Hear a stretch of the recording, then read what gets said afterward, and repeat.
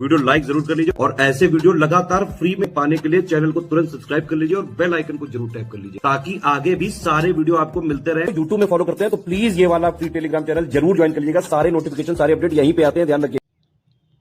Hello everyone, welcome to R by study for civil services. Myself Alka Pandey. तो दोस्तों, हम देख रहे हैं भौतिक विज्ञान फिजिक्स।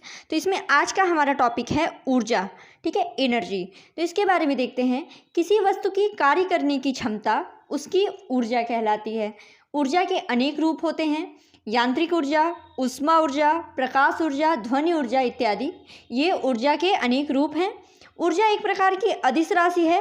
अदिश राशि से मतलब क्या है आपका कि वो राशियाँ जिनको व्यक्त करने के लिए सिर्फ परिमाण की आवश्यकता होती है, दिशा की आवश्यकता नहीं होती है, वे अदिश राशियाँ कहलाती हैं। तो ऊर्जा एक प्रकार की अदिश राशि है और इसका मात्रक जो है वो जूल होता है। ठीक, आगे देखते हैं यांत्रिक ऊर्जा के बारे में।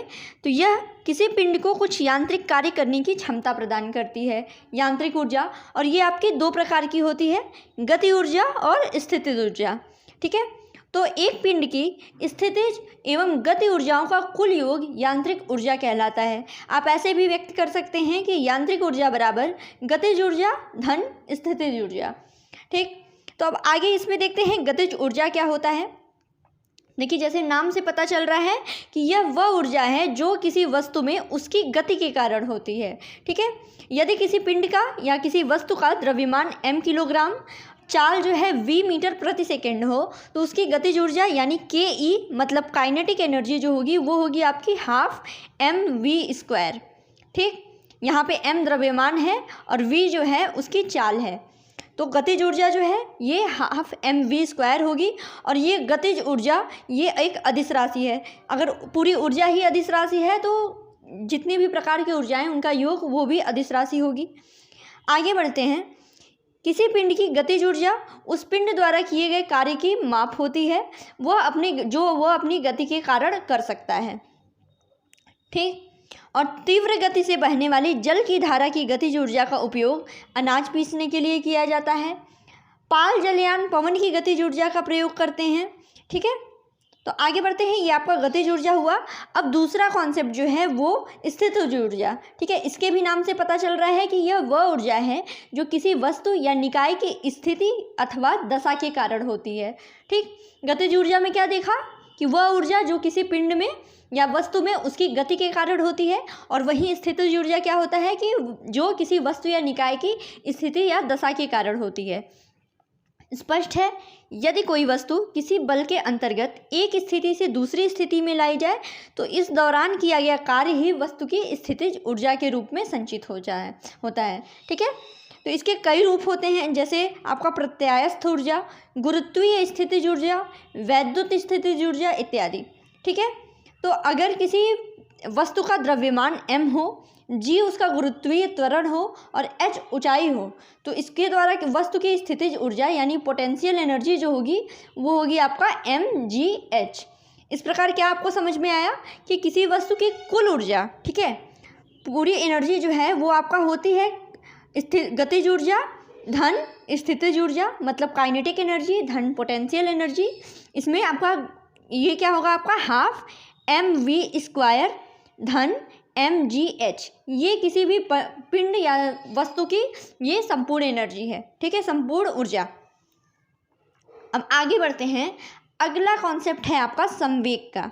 ठीक है, तो संवेग क्या होता है, इसे कहते हैं मोमेंटम। तो इसको देख लीजिए।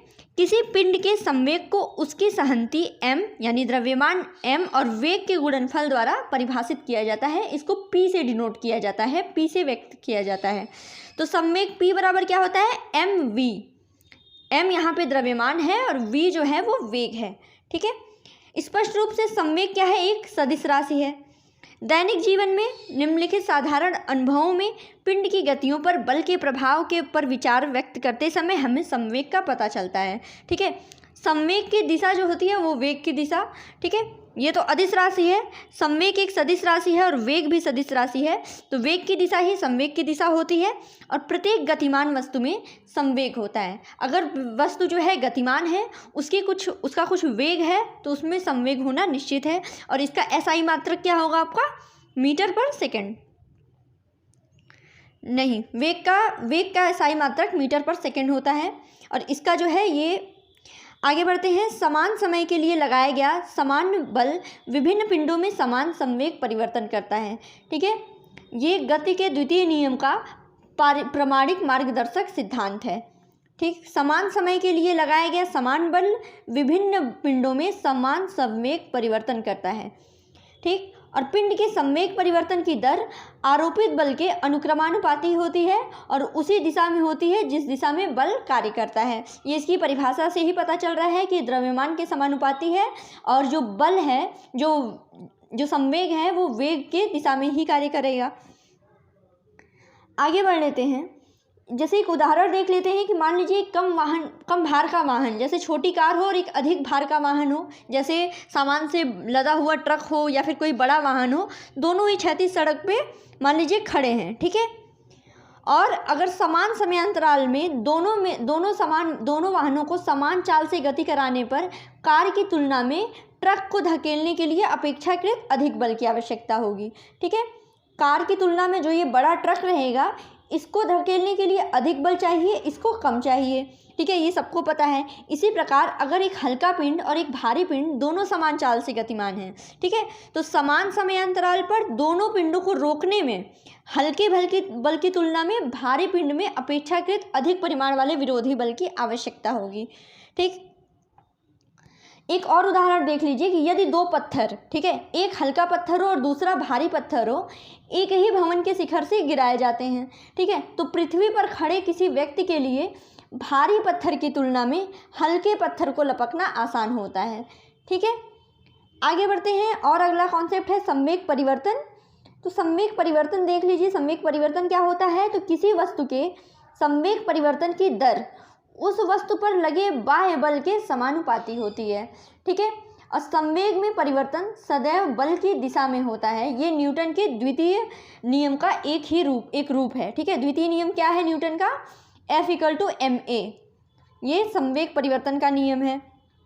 संवेग संरक्षण क्या होता है कि यदि दो अथवा दो से अधिक पिंडों के समुदाय पर कोई बाह्य बल कार्य न करे तो समुदाय का संयुक्त संवेग स्थिर अथवा संरक्षित बना रहता है। इसे ही संवेग संरक्षण का नियम कहते हैं। ठीक, संरक्षण का नियम। ऊर्जा संरक्षण का नियम क्या होता है? तो इस नियम के अनुसार ऊर्जा को न तो उत्पन्न किया जाता है न ही नष्ट, परंतु ऊर्जा को एक रूप से दूसरे रूप में बदला जा सकता है। ये आपका ऊर्जा संरक्षण का नियम होता है। ठीक है, बहुत ही इंपॉर्टेंट है, एग्जाम में डायरेक्ट स्टेटमेंट पूछ देता है। ठीक है, आप कोलिजन देख लेते हैं। संघट्ट क्या होता है? तो ये दो या दो से अधिक कणों की आपस में टक्कर, अन्योन्य क्रिया जिसमें उनके मध्य एक शक्तिशाली बल अल्प समय के लिए कार्य करता है।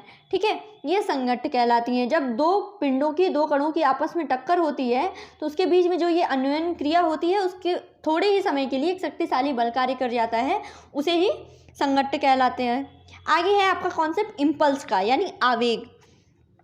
तो देखिए, आवेग क्या होता है कि यदि कोई बल किसी वस्तु पर कम समय तक कार्यरत रहे तो बल और समयांतराल के गुणनफल को उस वस्तु का आवेग कहते हैं।